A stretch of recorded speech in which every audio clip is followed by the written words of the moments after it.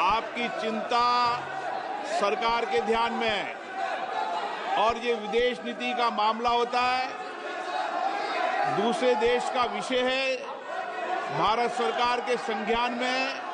इसलिए मेरा आपसे निवेदन है कि प्रश्नकाल महत्वपूर्ण समय होता है और प्रश्नकाल के महत्वपूर्ण समय में मतदाताओं की चिंताएं, उनकी समस्याएं, उनकी कठिनाइयों को हम उठाने का प्रयास करते हैं और सरकार जवाब देती है। बहुत कठिनाई से क्वेश्चन लगते हैं, आप उनको बोलने दें कीर्ति आजाद जी को। आप सहयोगी दल को व्यवधान पैदा कर रहे हैं, उनको नियोजित तरीके से प्रश्न उठाने देना चाहते हैं। नियोजित तरीके से सदन को व्यवधान करना, सदन में गतिरोध पैदा करना, ये संसदीय परंपराओं के अनुरूप नहीं है। मेरा आपसे आग्रह है, आप अपने अपने विषय में उठें। 12 बजे आपका विषय आएगा, उस समय आप चर्चा करना। अध्यक्ष महोदय, मुझे आपके संरक्षण की आवश्यकता पड़ेगी। मैंने प्रश्न पूछा जो पहले भी एक बार पूछा जा चुका है पिछले सदन में। यहाँ पर जवाब 2023 में सिविल एविएशन मंत्रालय ने दिया था और अभी भी उन्होंने कहा है कि नमो ड्रोन दीदी scheme ministry of agriculture and farmers का हमें समझ में आता है। मुझे आश्चर्य है कि civil aviation, department of fertiliser और डिपार्टमेंट ऑफ एग्रीकल्चर में आपसी विरोधाभास है। यदि बिंदु 3.35 स्टैंडिंग कमेटी की रिपोर्ट की आप देखें इस केमिकल एंड फर्टिलाइजर की, उसमें लिखा हुआ है, and I quote, distribution of 10 drones per village in more than 6 lakh villages is dealt in the Ministry of Civil Aviation. The scheme is not related to Department of Fertilizer. मैं मंत्री जी से ये जानना चाहता हूं कि क्या agriculture ministry, department of fertiliser, department of civilisation में नमो ड्रोन दीदी का आपसी कोई तालमेल है ही नहीं, यह केवल एक जुमले के रूप में रह गया है? इसका जवाब देंगे मंत्री जी? Sir, the Namo Drone Didi program is a flagship program which was envisioned by the Honorable Prime Minister Narendra Modi ji for financial inclusion and especially the empowerment of women. And I am very happy to share that this has really improved the earning of the women, in which we have done this thing also, sir. And regarding which ministry does it come under? This is the parent department is Department of Fertilizer, which is dealing with this drones distribution, sir. The scheme actually comes under the Department of Fertilizers, which is trying to give the 80% subsidy to the women self-help groups. And the whole number of drones that need to be distributed is up to 15,000 drones. And we have done up to 500. And why we are trying to see how the remaining 14,500 will be done is through indigenization. We want to promote more indigenization of drones. So this is a collective effort. Ministry of Civil Aviation, Ministry of Agriculture, Department of Fertilizer. Collectively we want to see and promote the utilization of drones in agriculture, because we see a direct impact, especially in the earnings that the usage of drones can give to the owner of the drone, and also the impact it can have in the agricultural production and the reduction of the fertilizer or pesticides that get used in agriculture, sir. And the figure of distributing these 10 drones, this has come up in a discussion between these ministries when we were trying to promote, to look at the potential itself. What will be the potential?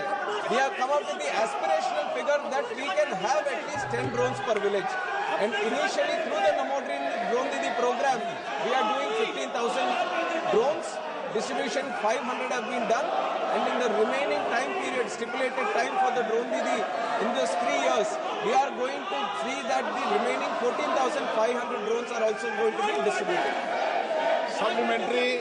Sir देखिए, विरोधाभास आ गया। मैंने कहा मुझे आपके संरक्षण की आवश्यकता है। 3.33 स्टैंडिंग कमेटी की जो रिपोर्ट है उसमें लिखा हुआ है, and I quote, distribution of 10 drones per village is more than 6 lakh villages is being dealt in Ministry of Civil Aviation. This scheme is not related to Department of Fertilizer. अभी मंत्री जी ने कहा कि डिपार्टमेंट ऑफ फर्टिलाइजर का है, लेकिन ये standing committee की रिपोर्ट है जो बोलती है कि नहीं है। तो मैं ये जानना चाहता हूं कि ये स्कीम है तो किसका है। लेकिन इस पर आगे बढ़ते हुए मेरा प्रश्न है कि मंत्रालय ने माना है, क्या यह सच नहीं है कि मंत्रालय ने माना है कि 6.6 लाख गांव के अंदर ड्रोन देने हैं, और यदि एक गांव में 10 ट्रैक्टर हैं तो 10 ड्रोन, यानी 6.6 लाख गांव के अंदर 66 लाख ड्रोन की आवश्यकता है, जो मंत्री जी ने माना इनको प्रोवाइड करना है। तो मैं ये जानना चाहता हूं, क्या 15,000 ड्रोन क्या पूरे हो जाएंगे देश के लिए? क्या ये सफिशिएंट है? धीरे धीरे होंगे माननीय मंत्री। नहीं, मैं इसको सर कंप्लीट कर लूं। सर इसको कंप्लीट करना है। एक minute, dialogue fertilise. Sir, drones का इस्तेमाल हम बहुत ज्यादा कर सकते हैं इस देश में। There is a lot of potential for the utilization of drones, and not just in agriculture.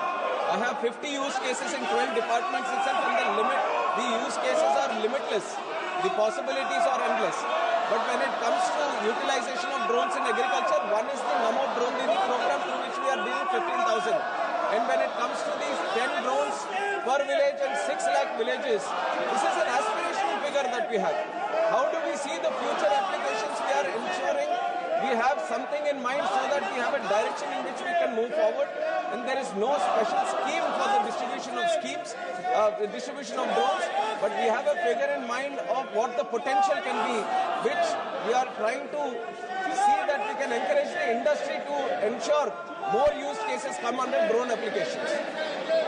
Question number 42 Shri Dhairyasheel Sambhajirao Mane. Dhairyasheel Sambhajirao माने। माननीय मंत्री जी। सुधीर गुप्ता। माननीय अध्यक्ष। सुधीर गुप्ता जी।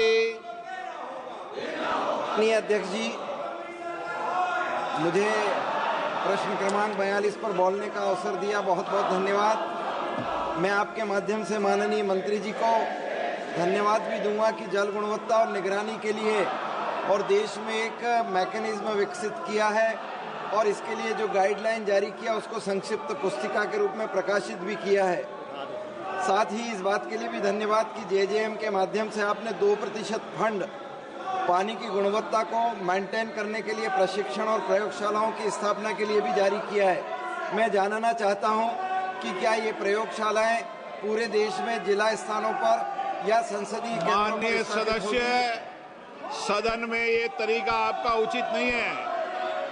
मैं आपको आग्रह करता हूं, प्रश्नकाल महत्वपूर्ण समय होता है, आपके सारे विषय गंभीर और संज्ञान में सरकार ने लिए हैं, और क्योंकि विदेश नीति का मामला है, दूसरे देश का विषय है, उनकी अपनी पॉलिसी नीतियां होती है, भारत सरकार इस पर गंभीर है।